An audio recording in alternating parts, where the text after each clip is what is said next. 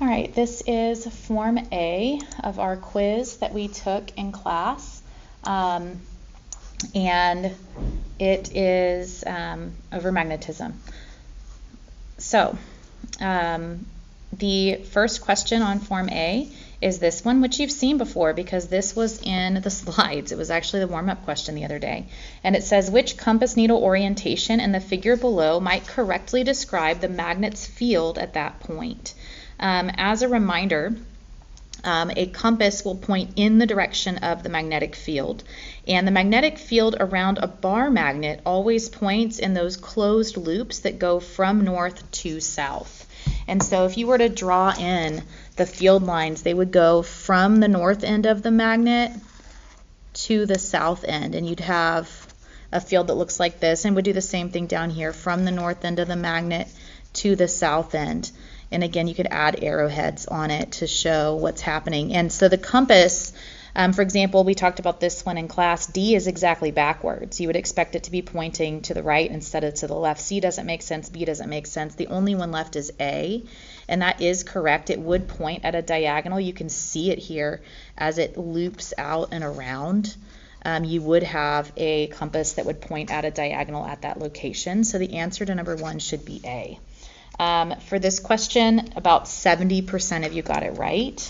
So it wasn't the best, but it wasn't the worst.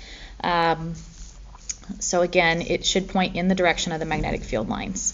All right, question number 2. Question number 2, 90% of you guys got this one right, so y'all did really well on it. It says figure P below represents the random orientations of magnetic domains in a sample of a metal. If the block is then placed in a magnetic field, its magnetic domains have the appearance shown in figure Q. Based on this, the sample could be. So basically, you're going from having these random, disorganized domains to having ones where everything is aligned in the same direction. And in order for this to happen, you have to have a ferromagnetic material that's going to respond to the magnetic field, something that is capable of magnetism. Those elements that are capable of magnetism and that would have domains that look like this when they form a magnet are iron, cobalt, and nickel. And the only one that's an option is nickel. And so the answer to number 2 should be C. All right, moving on. Question 3. Question 3 says, use the image below to answer the questions that follow. So both questions 3 and 4 go with this picture. And it says, when 2 ring magnets are placed on a pencil, magnet A remains suspended above magnet B as shown below. Question 3 says, suppose the bottom half of magnet B is a north pole. So it's saying, hey, what if this is north? Then what would the top half of magnet A be? Okay, I can tell that there is repulsion here because it is floating. They're not attracting, they're repelling each other. And so I also know that a magnet can't just be a north pole. I know that you have to have both in pair. So if this is north, that means this has to be south. And if this is south and it's repelling, then this has to be south, making this a north pole. Okay, so the top half of magnet A has to be a north pole. All right, number 3 was one that 84% of you got right. Number 4. Number 4 says, based on the image above, let me put it back, sorry. Based on the image above, how would you describe the interaction of gravitational and magnetic forces that the magnets are applying to each other? Obviously, I know that this is magnetic repulsion. We just talked about that. We set it up so that we had like poles repelling. So I know that I'm looking for something that says magnetic forces are repulsive. So I'm going to cross off anything that says that they're attractive. So like these two, for example, can't be right because I know that those are not attractive. That leaves me with these two options. Both gravitational and magnetic forces are repulsive, and their gravitational forces are attractive, but their magnetic forces are repulsive. And this is actually your answer is D. Gravitational forces can only ever be attractive, and you're going to have gravitational force between any two objects with mass, including magnets. And so you would have attractive gravitational force always, whether you're looking at two magnets, two planets, two people, whatever. And in this case, magnetic force is repulsive because that's what it's showing in the diagram. And so 91% of you guys got that one right. Number 5. Number 5 says the diagram below shows the lines of magnetic field between two north magnetic poles. I'm telling you right now that this is actually mislabeled because the way that these are drawn, again, since field lines always point from north to south, this is actually two south poles. That shouldn't really affect your answer to this particular question, but I do want to point that out, that this is wrong. Again, field lines point away from north and towards south. So if these were actually north poles, all of these arrowheads would need to be facing the other way. So it's just a typo. It doesn't affect the answer regarding strength. Okay, so it won't affect your answer here, but I do want to point that out. Magnetic field strength is determined by the density of the field lines. And so looking at how close the lines are to each other, you're going to have the strongest field right here at the poles because that's where the lines are closest. And so that's going to be at point D for number 5. 88% of you got that one right. Number 6. You've seen this before too. It was in our notes. It says when a permanent magnet is cut in half as shown below, which image shows the resulting magnetism of the two halves? Again, when you cut a magnet in half, you do not get, you don't separate the north and south pole. So it's not going to be this. That's not possible. When you cut a magnet in half, you get two smaller magnets. So you're not separating north from south. You're not causing it to become demagnetized. You're going to get two smaller magnets. But if you're cutting it like this, and this is south and this is north, then this is, whenever you cut it, the north end of this half, and then you'll have a south end. But they'll be oriented in the same way, south, north, like this one. So the answer to number 6 should be B. Again, you've seen this before in the slides. And for that particular question, 82% of you got it right. Number 7. Number 7 says the direction of the magnetic field at point R caused by the current I in the wire is shown below as. So it's asking us to talk about what direction the field is at this point. Again, when you have a current carrying wire, which this is, I know that I'm going to get a field around the wire. According to the right-hand rule, I can use that to determine the direction. So let's say this is my wire, and we're going to take our right hand and we're going to put our thumb in the direction of the current, which according to this diagram means that it needs to point to the right. And when I do that, I can see the direction of the field around the wire because my fingers are curling in the direction of that field. And so, like, for example, on this side of the wire up here, just like on that side of my pen, my fingers are coming out of the page. And so the field up here would be out of the page.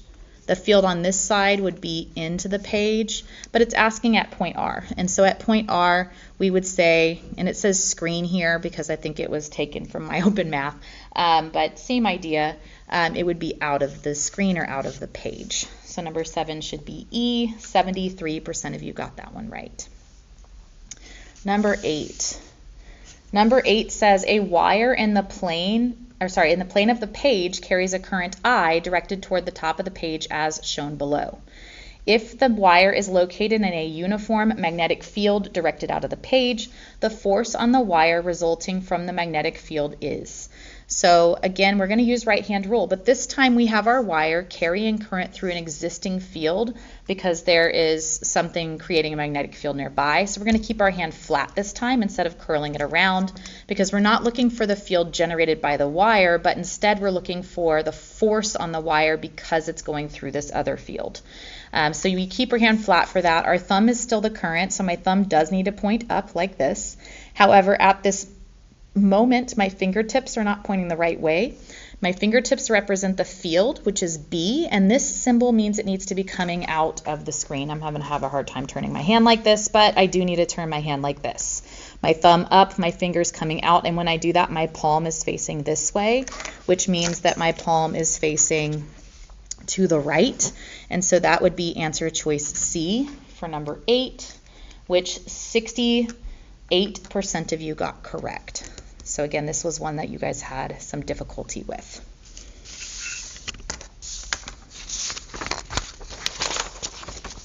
Question 9. Question 9 is Question 9 is the most missed question. About half of you got it right and half of you got it wrong, kind of a 50-50 guess. It says, a loop is placed between the poles of a magnet as shown below. The current is traveling in a clockwise direction in the loop as viewed from the right. And you can see it here. They're showing you, hey, here's the current. When it's viewed from the right, it's going in this direction, and that is a clockwise direction. Okay, so you don't even need the text. You can see it in the picture, or if you want, you can read the text and ignore the picture, but they're showing the same thing. It says, will the loop rotate clockwise or counterclockwise as viewed from the front? Since it's hard to define the direction of rotation looking at this picture, that's why there are different views. Whenever we look at it from the front, we can look at these two ends of the wire, which are these two ends right here, and we can say, hey, it's either rotating this way or it's rotating the other way. Okay, one of those. We have to figure out which one is correct. And so we're going to figure that out based on the forces that are acting on it, because this is a current carrying wire in a magnetic field. So we're going to use our right hand rule again. We're going to keep our hand flat in order to determine the force that is acting on the top part of this wire versus the bottom part of this wire. My fingertips are going to go from north to south. This is going to be awkward, so I'm actually going to turn the paper so that I can get my hand oriented more easily. So fingertips from north to south, like this. And right now, if I want to do the top part of the wire, I need my thumb to go the other way. So when I do this, my fingertips are now north to south. My thumb is going in the direction of the current in the top part of the wire, and when I do that, my palm is facing into the page. So the force on the top part is into the page. On the other hand, when I turn my hand around so that my current is going this way now, my thumb's going that way, my fingertips are still north to south, now my palm is facing up out of the page, and so the force on this part would be out of the page. Okay, let me turn my paper back around so that we can look at it right side up. All right, so what that means is that this part is getting pushed in and this part is coming out. Or if I look at it from the front, that being pushed in, that's this way. Okay, that being pulled out, that's this way. Okay, again, you have to think three-dimensionally. Okay, and so if we look at that and you have those two things, if you have those two forces acting on it, okay, you're going to get rotation in this direction, okay, because that's going to be pushed that way, that's going to be pushed that way. You're going to get rotation like this, which is this one right here, okay, not that, which means that we're looking at something that is going in a counterclockwise direction. Okay, I did have students ask about this last year. If it tells us the current's clockwise, is it always opposite? No, of course not. If this had been south and that had been north, okay, then we would have had the exact opposite answer. So you have to do the right hand rule to figure it out. There's not a shortcut. Okay, but the answer to this should be B, counterclockwise. You have a couple like this actually in the notes. I would recommend looking at it if you're having trouble with it. But that is how you're going to approach that, is by figuring out the force, which will be different in the top than it is in the bottom, because the current is a different direction in the top than it is in the bottom. All right, number 10. Number 10, let's see, how'd you guys do? 84% of you got number 10 right, so this is kind of middle of the road question. It says a mass produces a blank field, a static electrical charge produces a blank field, and a moving electrical charge produces a blank field. These are definitions. Anytime you have objects with mass, you're going to have a gravitational field. So I know my first answer should be gravitational, so it's not going to be those two. A static electric charge, that means it's not moving. You're still going to have an electric force from that, because that's a charge imbalance. That's like opposites attract, a positive attracts a negative, whatever. And then the moving electrical charge is going to be your magnetic. Again, in order for you to get a magnetic force and a magnetic field, the charge has to be moving. Okay, so this one that's stationary, no magnetic field, but it still has an electric one. The answer to 10 should be answer choice B. All right, question 11. What change or changes could be made to the electromagnet pictured below that would decrease its strength? How do I make this thing weaker? We looked at the factors that affected this in our notes a couple days ago. You also had a simulation where you kind of examine those factors as they pertain to some other scenarios. But we know that the different factors are the number of loops of wire, the voltage of the battery, the core material, are the main things that we looked at. Okay, and so looking at this, if I want it to be weaker, decrease in strength, okay, the more loops you have, the stronger it is. Okay, so more loops is stronger. So if I want it weaker, I need fewer loops. Okay, let's start there. Increase the number of loops. Nope, that's definitely going to make it stronger, not weaker. Decrease the number of loops, which is the last statement, yes. Okay, in terms of the voltage, more voltage is going to be stronger as well. But again, I'm not looking for stronger, I'm looking for weaker. So let's look. Increase the voltage. Nope, that's going to make it stronger. One more statement. Change the core material from a nail to a wooden rod. That would absolutely decrease its strength.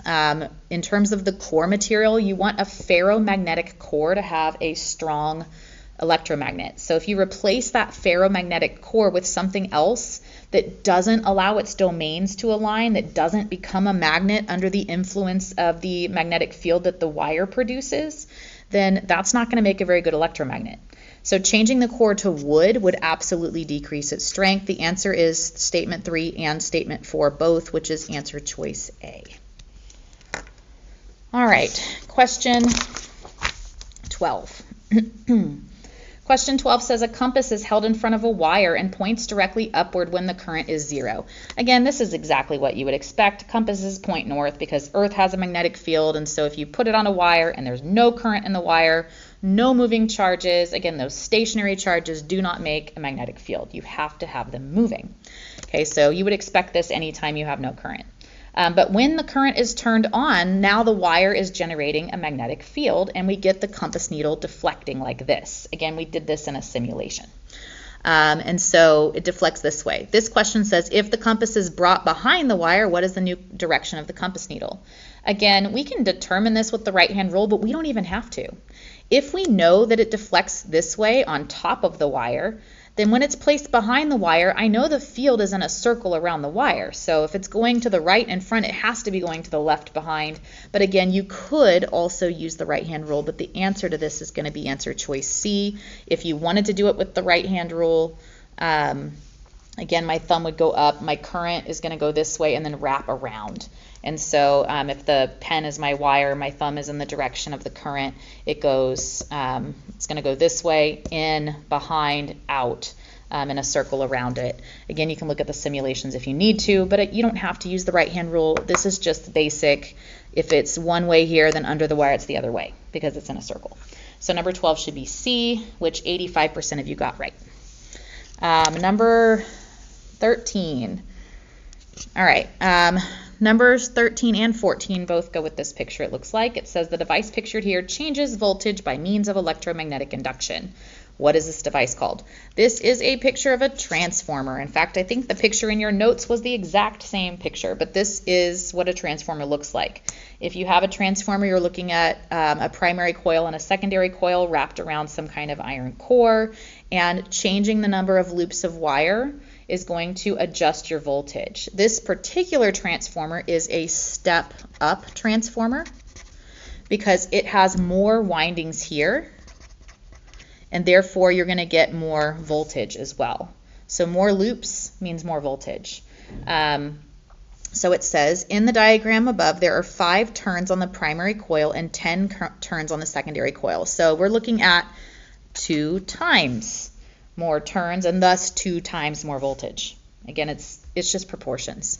Okay, so if the primary coil is being powered by a 120 volt power source, so this is 120, okay, then what is the voltage of the secondary coil? Well, if I have 2 times the number of loops, which it says 5 versus 10, okay, then I'm going to get 2 times the voltage. So 120 times 2 is 240 volts. The answer to number 14 should be A. Again, step-up transformer. Just to mention it, if these had been reversed and this one had fewer, then it would be a step-down transformer. And again, looking at the ratio between them, if it was half as many turns, you would have half the voltage, for example. All right, last question, number 15. Which statement is true about the device pictured below? There are two devices that look kind of similar. Whenever you have a loop of wire, which this is, inside of a magnetic field, that is going to be either a motor or a generator. Now, the difference is that a motor is going to use electrical energy in order to make something move. Like an electric car uses the voltage from the battery, pushes current through a loop of wire in a magnetic field, and that creates rotation on the wire. Kind of like we saw in this previous question when we talked about which way it would rotate when current runs through it. It's going to start to spin. Okay, that's not what this is. This doesn't have a battery hooked up to it. It's not using electrical energy. In fact, it's making it. It's going to power this light bulb with the electrical energy it's making. What is it using? It's using rotation. So in this one, you're going to be turning a crank. You'll see other examples of this, by the way, is a generator. But you're going to see other examples of generators anytime you have something turning, like at a power plant, a wind turbine. The wind turns the turbine, and then that causes the rotation of the loop of wire in the magnetic field, and the rotation of the loop of wire in the field causes current to flow. It doesn't have to be wind. It could be a hydroelectric power plant. The water causes rotation. Or it could be steam from a nuclear power plant. It's going to cause rotation. And so you're going to have a mechanical energy, the movement, be converted into electrical energy. Okay, so this right here, by the way, is true of a motor. That's the exact opposite of what I just said, converting electrical into mechanical. Okay, and of course it's not a motor, but a generator does the exact opposite of this. It turns mechanical energy into electrical energy. The test that you guys are going to be taking on Monday is going to be similar in terms of the types of questions that it asks. In order to help you better prepare for it, obviously you can watch this video again if you need to, or you can go back and look at the problem sets from class, the simulations that we did in class, or the unit summary. But you do have that test coming up, so make sure that you are prepared for that on Monday.